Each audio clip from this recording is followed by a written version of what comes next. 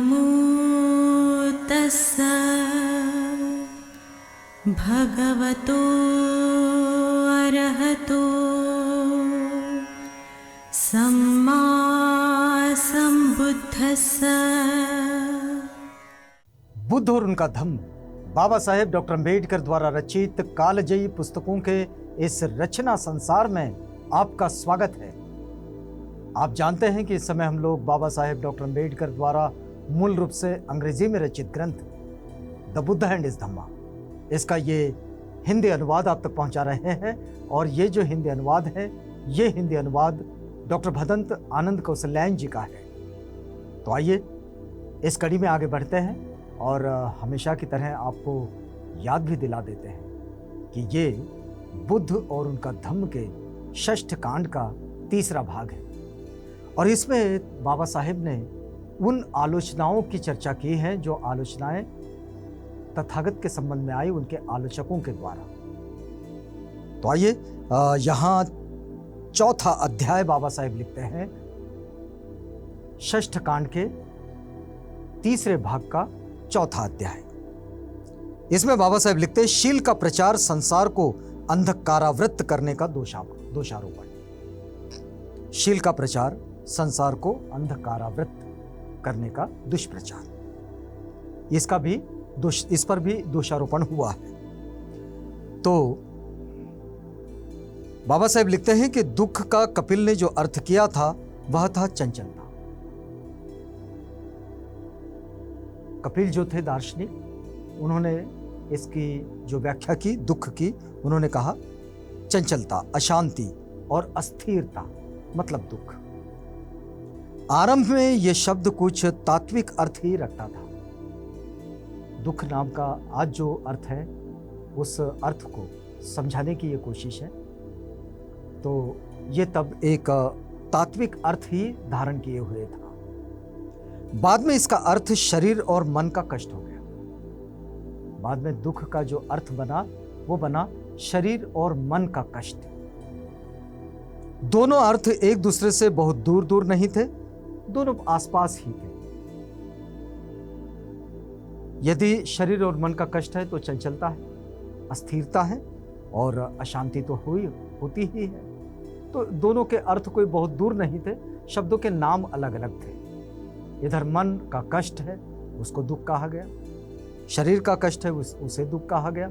और उधर मन की अस्थिरता है, चंचलता है, अशांति है, इसे कष्ट कहा गया, इसे दुख कहा गया। अशांति से ही शरीर तथा मन के कष्ट उत्पन्न होते हैं। आदमी जब अशांत होता है तो शरीर तथा मन के कष्ट उत्पन्न होते हैं। अचिर काल में ही इसका अर्थ सामाजिक तथा आर्थिक कारणों से शारीरिक और मानसिक कष्ट सहन हो गया।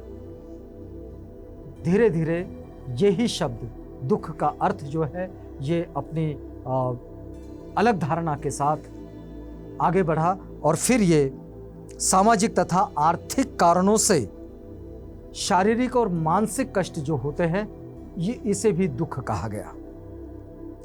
तथागत बुद्ध ने दुख शब्द को किन अर्थों में प्रयुक्त किया है?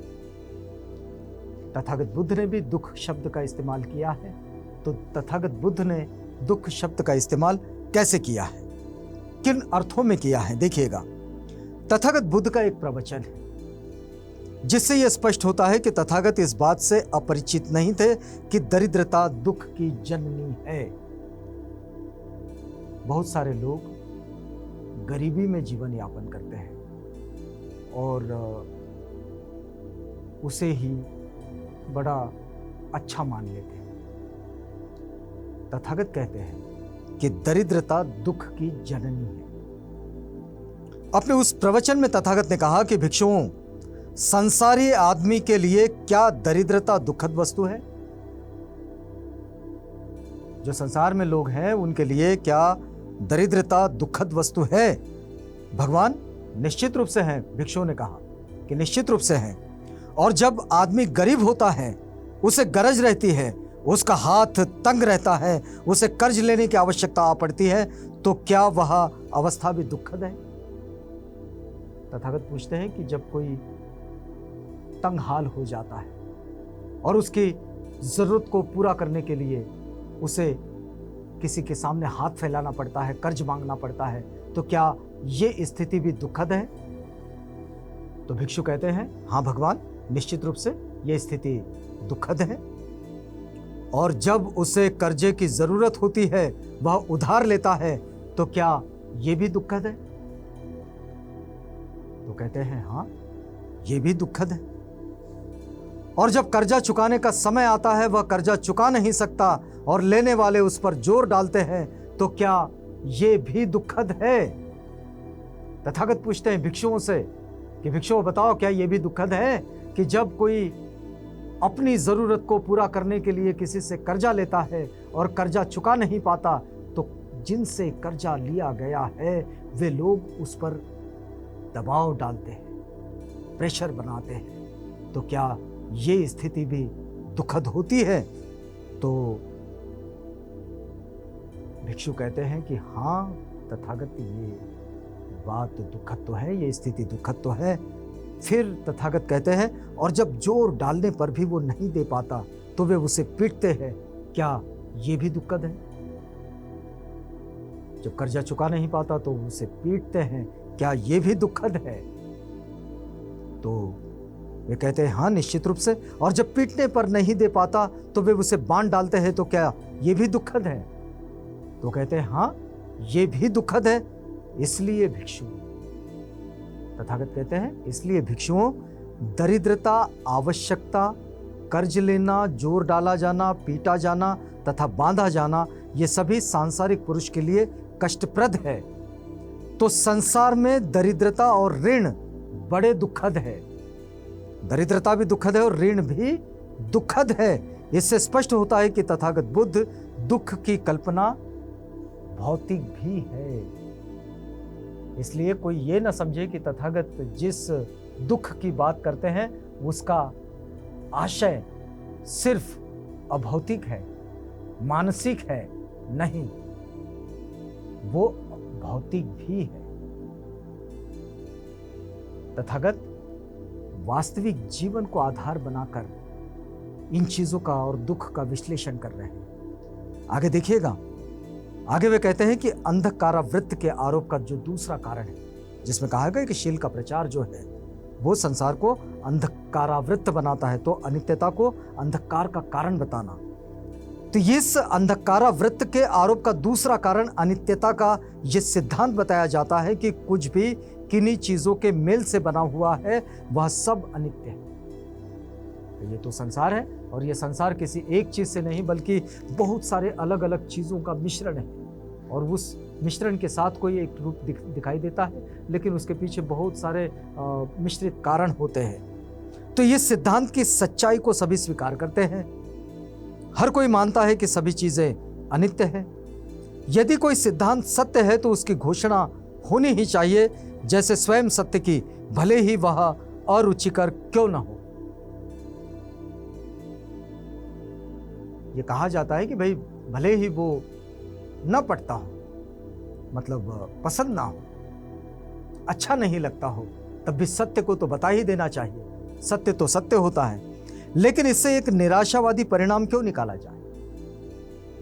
अनित्यता के सिद्धांत से एक निराशावादी परिणाम क्यों निकाला जाए? यदि जीवन थोड़े ही दिनों के लिए है तो ये थोड़े ही दिन के लिए है। इस विषय में किसी को भी दुखी होने की जरूरत नहीं। ये तो सच है कि ये जीवन अगर थोड़े दिनों के लिए है तो इसको, इस बात को स्वीकार कर लेना चाहिए अपने मन के स्तर पर कि हाँ, ये जीवन थोड़े ही दिनों के लिए है। ये कोई चिरकाल नहीं, अनंत काल नहीं, हमेशा के लिए नहीं है। ये बस थोड़े दिनों के लिए है। मान लीजिए, स्वीकार कर लीजिए कि हाँ, थोड़े दिनों के लिए है। ये तो केवल अपने अपने दृष्टिकोण की बात है। बर्मियों का दृष्टिकोण सर्वथा भिन्न है। ये तो अपने अपने दृष्टिकोण की बात हुई, लेकिन बर्मियों का जो दृष्टिकोण है वो सर्वथा भिन्न है। बाबा साहेब लिखते हैं कि किसी की मृत्यु का उत्सव बर्मी परिवार में ऐसे ही मनाया जाता है जैसे ये कोई बड़ी खुश होने की बात हो। जो बौद्धों की अलग अलग आचरण शैलियां हैं, और जीवन की तरफ देखने का दृष्टिकोण है, तो बर्मीज जो हैं वो जीवन की तरफ जिस तरह से देखते हैं तो वे ये मान के चलते हैं कि अब जो है अब इससे तो भेंट होनी नहीं है, तो ये इतने वक्त जो हमारे साथ रहा तो उसकी मृत्यु का भी उत्सव करते हैं। ये बर्मियों में बड़ी साधारण सी बात है। तो किसी की मृत्यु का उत्सव बर्मी परिवार में ऐसे ही मनाया जाता है जैसे ये कोई बड़ी खुशी की बात है, जैसे किसी का जन्म उत्सव होता है। किसी के आगमन पर जो बात होती है, जितनी खुशियां होती है, वैसे उसके प्रयाण पर भी खुशियां मनाते हैं। जिस दिन किसी की मृत्यु होती है, गृहस्थ सभी परिचितों को एक भोज देता है। जिस किसी की यहाँ मृत्यु होती है तो वो उसके जो गृहस्थ होते हैं सभी उनके परिचितों को एक भोज देता है और लोग नाचते गाते मृतदेह को स्मशान भूमि तक ले जाते हैं। आज भी हमारे यहाँ बहुत सारे जो समुदाय है, जो घुमंतु समुदाय है खास तौर पर, उन समुदायों में ये बात दिखाई देती है। लोग नाचते गाते मृतदेह को स्मशान भूमि तक ले जाते हैं और मृत्यु आने ही वाली थी, इसलिए कोई इसकी परवाह नहीं करता। मृत्यु तो आने ही वाली थी भाई, ये तो तय था, तो इसलिए इसकी कोई परवाह नहीं करता। यदि अनित्यता का सिद्धांत निराशाजनक है तो केवल इसलिए है कि नित्यता को, जो वास्तव में असत्य है, सत्य मान लिया गया है। ये जो अनित्यता का सिद्धांत है, इसे लोग निराशावादी सिद्धांत मानते हैं। तो उन्होंने इसलिए माना गया है कि उन्होंने नित्यता को सत्य मान लिया है, यानी कि हमेशा के लिए चीजें बनी रहेगी। इस बात को जिन्होंने सत्य मान लिया है, वो इस सच को कि ये संसार अनित्य है, इस सच को वे असत्य मानते हैं और उसे निराशावादी सिद्धांत कहते हैं, तथागत बुद्ध के सिद्धांत को, जो अनित्यता का सिद्धांत है। तो इसलिए इसका कोई आधार नहीं है। इसलिए बुद्ध की देशना पर यह आरोप नहीं लगाया जा सकता कि यह आदमी को निराश बनाने वाला है। नहीं, वो आदमी को सत्य बता देता है, तो इसलिए वो निराश नहीं करता। सच को सच की तरह मानो, दिन को दिन की तरह और रात को रात की तरह स्वीकार करो, तो दुख नहीं होता। वरना अंधेरे को कोसते रहोगे और दिन के उजाले का बड़ा स्वागत करोगे। तो ऐसा नहीं होना चाहिए। सच तो सच ही है कि भाई जीवन थोड़े दिनों के लिए है, तो है, मान लीजिए कि थोड़े ही दिनों के लिए है, और ये सच है। हम सब अपने आसपास रोज देखते हैं इस बात को। इसका एक छोटा हिस्सा जो है वो अभी और है इसके साथ, कि तथागत बुद्ध के धम्म पर निराशावादी होने का जो आरोप लोगों ने किया और उनकी आलोचना की, उसका एक छोटा विश्लेषण और भी है। लेकिन यहाँ हमें रुकना होगा क्योंकि ये वक्त आगे बढ़ने की इजाज़त नहीं दे रहा है। तो अगली कड़ी में मिलेंगे तो इस बात में आगे बढ़ेंगे। तब तक के लिए हमें इजाज़त दीजिएगा।